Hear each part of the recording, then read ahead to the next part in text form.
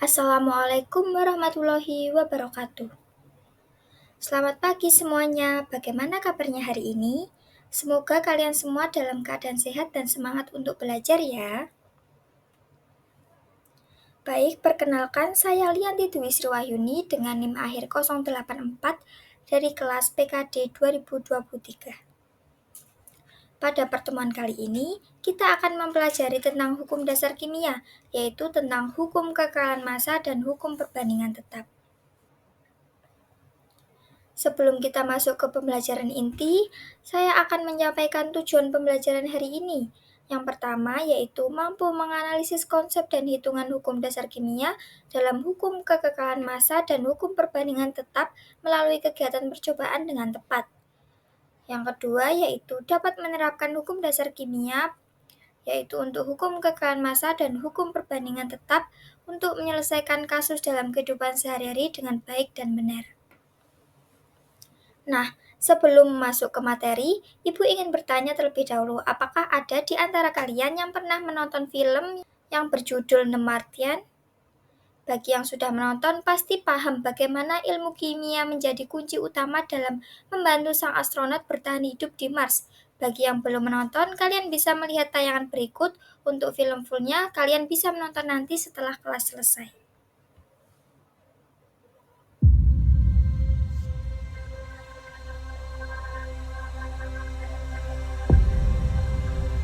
I guarantee you that at some point, everything's gonna go south on you. Ready?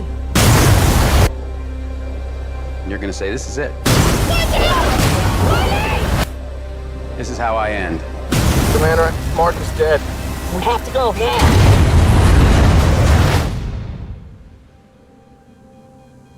Now you can either accept that, or you can get to work. This will come as quite a shock to my crewmates. And to NASA. And to the entire world. But I'm still alive. Surprise. Here's the rub. It's gonna be 4 years for another mission to reach me. And I'm gonna have designed to last 31 days. So I gotta make water and grow food on a planet where nothing grows. But if I can't figure out a way to make contact with NASA, then none of this matters anyway. We've got an incoming message. Mein Gott. Mark Watney's still alive. In your face, Neil Armstrong.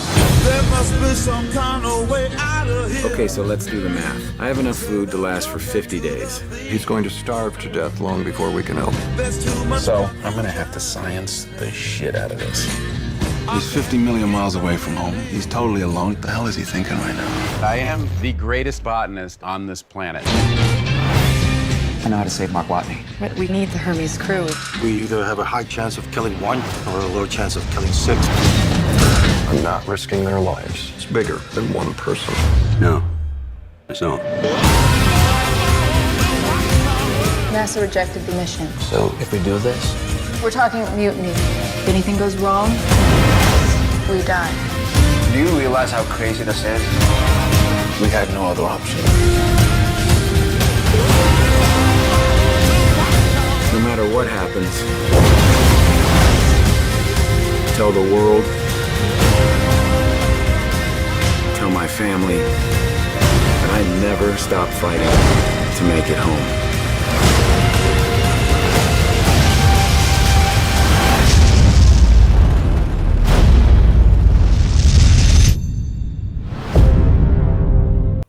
Baik, Ibu akan menjelaskan sekilas tentang tayangan tadi.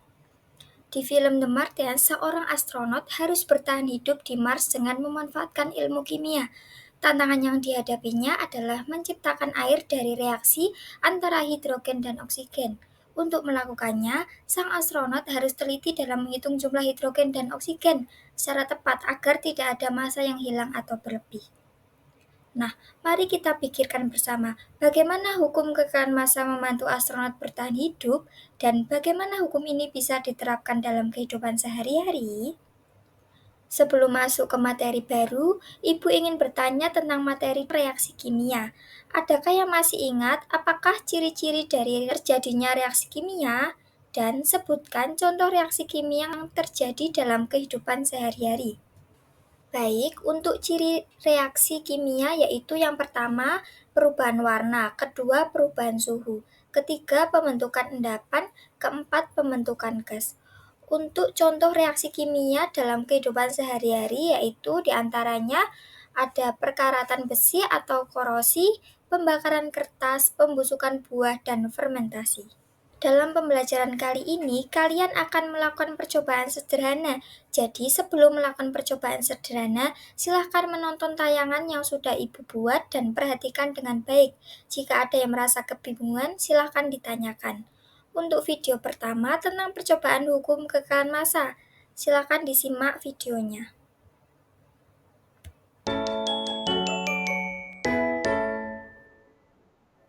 Assalamualaikum warahmatullahi wabarakatuh. Halo semuanya, hari ini kita akan melakukan praktikum hukum kekekalan massa.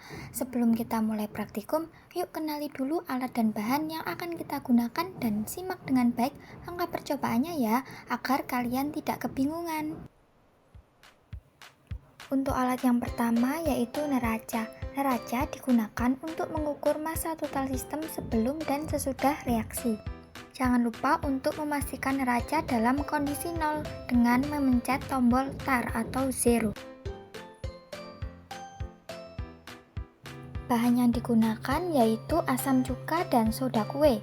Asam cuka dan soda kue digunakan sebagai pereaksi yang akan menghasilkan gas karbon dioksida saat bercampur. Reaksi antara asam cuka dan soda kue akan menghasilkan karbon dioksida, air, dan natrium asetat.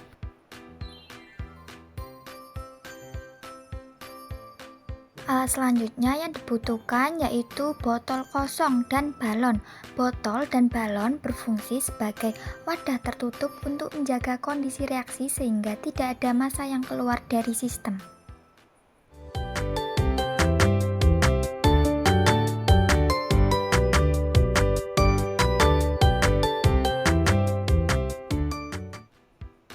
Langkah percobaan dimulai dengan menimbang massa awal sistem yang terdiri atas botol, balon, asam cuka, dan soda kue menggunakan neraca.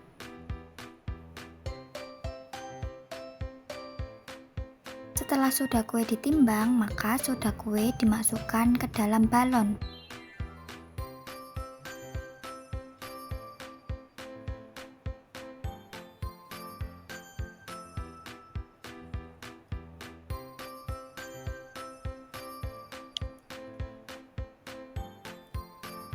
Langkah selanjutnya yaitu memasukkan asam cuka ke dalam botol sekalian ditaruh pada neraca untuk ditimbang.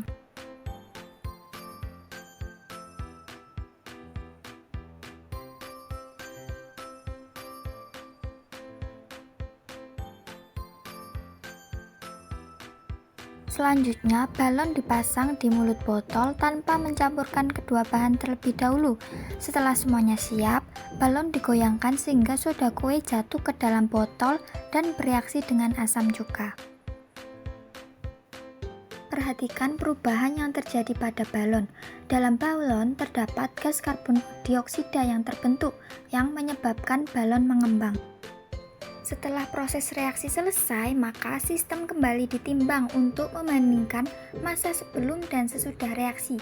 Jika massa tetap sama, maka hal ini membuktikan kebenaran hukum kekekalan massa.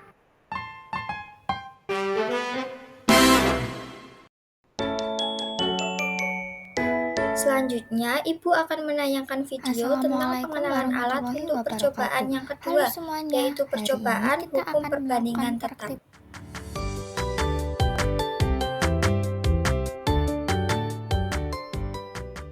Assalamualaikum warahmatullahi wabarakatuh. Halo semuanya, hari ini kita akan melakukan praktikum hukum perbandingan tetap. Sebelum kita mulai praktikum, yuk kenali dulu alat dan bahan yang akan kita gunakan. Simak dengan baik ya.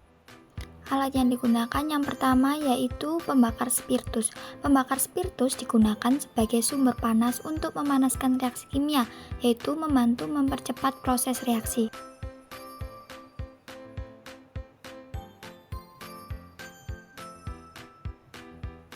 Baik, di sini saya akan menjelaskan untuk kegunaan alat-alat praktikumnya. Di sini ada tabung reaksi, di sini ada tabung reaksinya. Kegunaan dari rak adalah untuk menaruh tabung reaksinya. Dan ini yaitu penjepit kayu. Gunanya untuk menjepit tabung reaksinya saat akan melakukan praktik. Kemudian untuk pembakar spiritus, cara memakainya yaitu dibuka terlebih dahulu, lalu saat melakukan praktikum ini dinyalakan apinya menggunakan korek api. Selanjutnya yaitu untuk melakukan reaksinya, ini taruh sebelah sini akan menghasilkan api kan. Kita akan menunggunya sampai di dalam larutan ini bereaksi.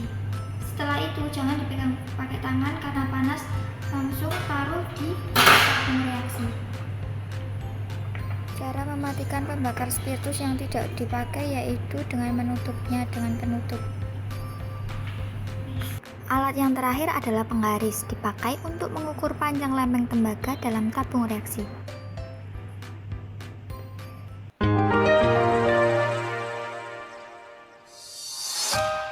Selanjutnya, untuk langkah-langkah percobaan hukum perbandingan tetap. Yang pertama yaitu takar sebuk belerang di setiap tabung dengan jumlah berbeda-beda. Yang kedua, nyalakan pembakar spiritus dengan api. Ketiga, masukkan lempeng tembaga ke dalam tabung reaksi. Keempat, panaskan sampai serbuk belerang habis bereaksi. Kelima, lakukan hal yang sama pada tabung reaksi lainnya yang memiliki takaran serbuk belerang yang berbeda. Yang keenam atau yang terakhir yaitu setelah belerang habis bereaksi, ukurlah panjang masing-masing lempeng tembaga. Nah, setelah menonton video yang Ibu tayangkan, mari lakukan percobaan sesuai arahan dalam tayangan tadi dan panduan yang ada pada LKPD. Jangan lupa untuk menjawab pertanyaan-pertanyaan di LKPD dan berdiskusilah dengan kelompok kalian untuk menganalisis hasil pengamatan. Nah, sekarang kalian sudah selesai melakukan percobaan. Sekarang waktunya Ibu memberi materi supaya pemahaman kalian tentang hukum dasar kimia semakin kuat. Hukum dasar kimia. Hukum ini digunakan untuk mendasari hitungan kimia dan hubungan kuantitatif dari reaktan dan produk dalam persamaan kimia. Hukum dasar kimia dibagi oleh beberapa jenis. Yang pertama yaitu hukum kekekalan massa. Untuk penemu hukum kekekalan massa yaitu Antoine Laurent Lavoisier. Untuk bunyi hukum Lavoisier yaitu massa total zat sebelum reaksi sama dengan massa total setelah zat reaksi. Contoh dari hukum kekekalan massa yaitu pembakaran kayu. Meskipun ada produk gas dan abu, massa totalnya tetap sama. Selanjutnya yaitu penerapan hukum dasar kimia untuk hukum kekekalan massa. Contoh penerapannya yaitu saat bensin dibakar di dalam mesin, oksigen dari udara bereaksi dengan bahan bakar, menghasilkan karbon dioksida dan air. Massa produk dari karbon dioksida dan air sama dengan massa bahan bakar dan oksigen yang bereaksi. Untuk aplikasinya, hukum ini digunakan untuk menghitung emisi gas rumah kaca dari proses pembakaran. Selanjutnya, hukum dasar kimia yang kedua yaitu hukum perbandingan tetap. Penemu hukum ini yaitu Joseph Louis Proust. Untuk bunyi hukum Proust yaitu perbandingan massa unsur-unsur dalam suatu senyawa adalah tetap. Contohnya, senyawa air dihasilkan dari perbandingan massa tetap antara mengandung 2 hidrogen dan mengandung 1 oksigen. Selanjutnya, penerapan hukum dasar kimia untuk hukum perbandingan tetap. Contoh penerapannya yaitu pupuk amonium nitrat selalu mengandung proporsi antara nitrogen, hidrogen, dan oksigen yang tetap. Untuk aplikasinya, hukum ini penting untuk memastikan kualitas atau komposisi yang konsisten dalam produksi pupuk di industri. Baik, sekarang mari kita simpulkan pembelajaran hari ini. Yang pertama, kita sudah belajar bahwa hukum kekekalan massa menyatakan massa zat sebelum dan sesudah reaksi kimia selalu sama, dan ini sudah kalian buktikan melalui percobaan. Untuk kesimpulan yang kedua yaitu, kita juga sudah memahami bahwa hukum perbandingan tetap menunjukkan setiap senyawa memiliki perbandingan massa unsur-unsur penyusunnya yang selalu tetap, terlepas dari jumlah atau sumber senyawanya. Jadi, inti dari pembelajaran hari ini adalah memahami bagaimana reaksi kimia berjalan sesuai hukum dasar kimia yang mengatur perilaku materi. Baik, pembelajaran hari ini sudah selesai. Semoga apa yang telah kalian pelajari dapat memberikan manfaat bagi kita semua. Terima kasih atas partisipasinya dan kerjasamanya hari ini. Ibu ucapkan wassalamualaikum warahmatullahi wabarakatuh. Sampai bertemu di pertemuan berikutnya.